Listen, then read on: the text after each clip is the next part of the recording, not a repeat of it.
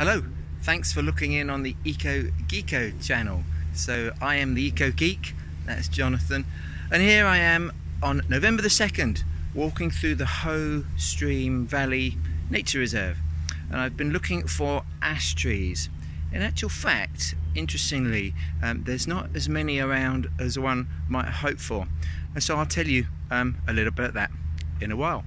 So there's 10 things that I'm going to tell you about trees so that you can identify them, and this first one, the name, the Latin name, and also a little bit of its habit. So it is called the ash tree. There's about sort of 40 or so different species, but this is common ash. I think it's also called European ash, not to be confused with American ash. So this is ash, and its biological name is Fraxinus excelsior. So Fraxinus means ash, and excelsior means high, lofty. I think we use it in lots of Christmas carols and so on to describe up high in heaven. And this is really what Fraxinus excelsior really means for us, a high, lofty tree up in heaven. So it's quite a tall tree. It's potentially up to about 30 to 40 meters and potentially can live for a couple of 100 years. It is a native tree, native to England, and so that really means it's been here for thousands of years and was not introduced by man. This is the leaf of the ash tree. So the whole leaf starts right up here where my thumbs are, and it goes all the way down here to the end, which is about here. So the leaf is called a compound leaf, which is made up of smaller leaflets. It's also described as being pinnate, which means they come off either side of the central midrib or rachis, and also you will note that the leaflets come in opposite pairs, which is a real characteristic feature. So it's a compound, pinnate and opposite leaf, and normally you get something like 4 to 6 pairs plus the terminal one, and I think you can see the terminal one just there. So if the pairs are in an even number, off to the mysticism later on, it's good luck. So there we go. You will note that in between the junction of one leaflet and the central rachis there is no other bud, and that again just helps you to confirm. So hopefully you've learned how to identify from a leaf. If you didn't have any leaves, so they are falling off, look, you can look at the buds. So here's the buds of the ash tree, and you should notice that again they're in opposite pairs. There's 2 leaves off to the left and right, but just above them as we're looking you can see 2 little jet or matte black buds, and then sitting right at the end you should see a terminal bud. So in winter, really easy to identify an ash tree by these features here. So we've done the name, we've done the Latin name, we've done a bit of the habit, we've done the leaves and the buds. We can also now think about the flowers. Wrong time of year, so I'm going to have to edit in a little bit that I've got at home. Let's look at the fruits. They should be here. They're not here, so I'm going to have to edit in a little bit of that. You know, masses here of these bunches of the fruiting structures. There's one there. I suppose it's a little bit similar to some of the acers and sycamores, but this is just a single blade for dispersion. This is called an ash key, or because they hang down like bunches of keys, but biologically you call it a samara. And this tree has got loads on it. The trunk and the branches. What you do notice is that the branches definitely turn upwards. Look at that one there. Look at that one there. Look at that one there. So the branch tips turn upwards. And if we now have a little look in on the bark, very young ones are quite smoothed bark. As they get older, you get more and more cracks or fissures. Some people say these fissures are sort of, I don't know, snaking up almost like in a diamond zigzag. Yeah, possibly. So quite fissured bark.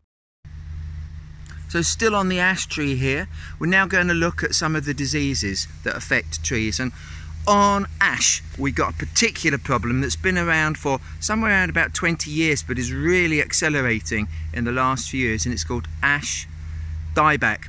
And this one it's got a Latin name as well, Hymenoscyphus fraxinea, and it's a little fungus. It has two stages, a reproductive sexual stage and an asexual stage, and until recently it was thought that there were sort of several different types of funguses, but this fungus affects the leaves and branches, causing dieback. And you can see this bit here has definitely died back from the tip, so that's very, very sad for this tree. It also goes up and down the xylem, which is where the water travels up and down the trunk, and ultimately causes blockages. And I would think, as I look back on this one down here on its trunk, it's really badly wounded there, and I would say that that's quite a serious problem there.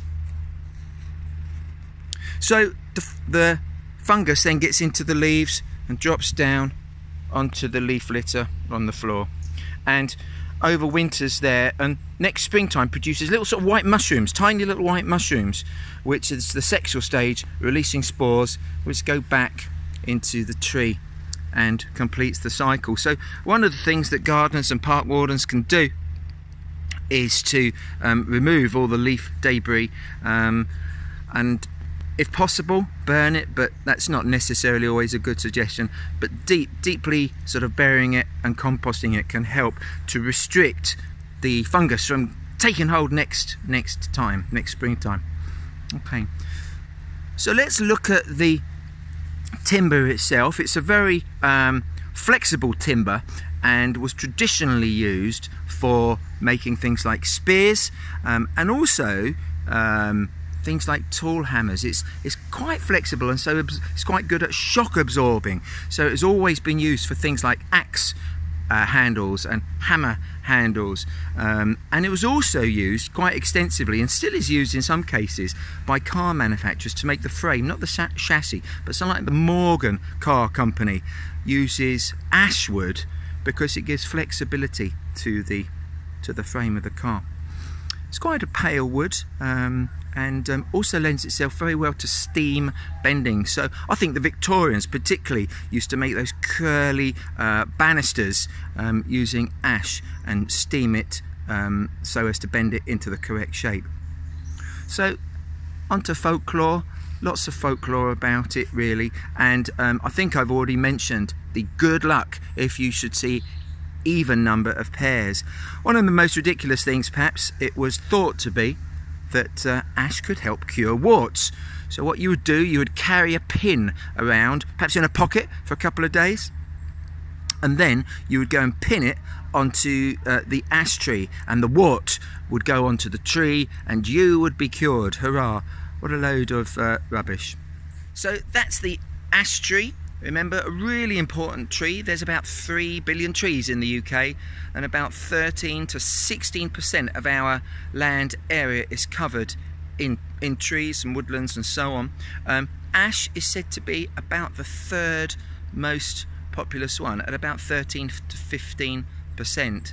So that's a lot of trees. I can't quite do the maths in my head there, but it is said to be something like 80 or so % of all of the ash trees are now infected by this ash dieback, or Cholera dieback.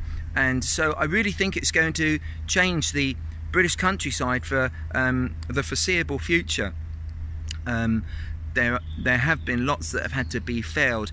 There is some evidence that some trees can survive, and there's lots and lots of work being done to look at genetic variability, going back perhaps to where the fungus itself came from, which is over in the Far East, and to see if maybe there's some biological control agent that we might look at there. But undoubtedly it's going to change the face of the countryside, as did the disappearance of elm back in the 60s and 70s. So the Venus of the forest, that's ash and it's your #1 tree on EcoGeeko. Thanks for watching.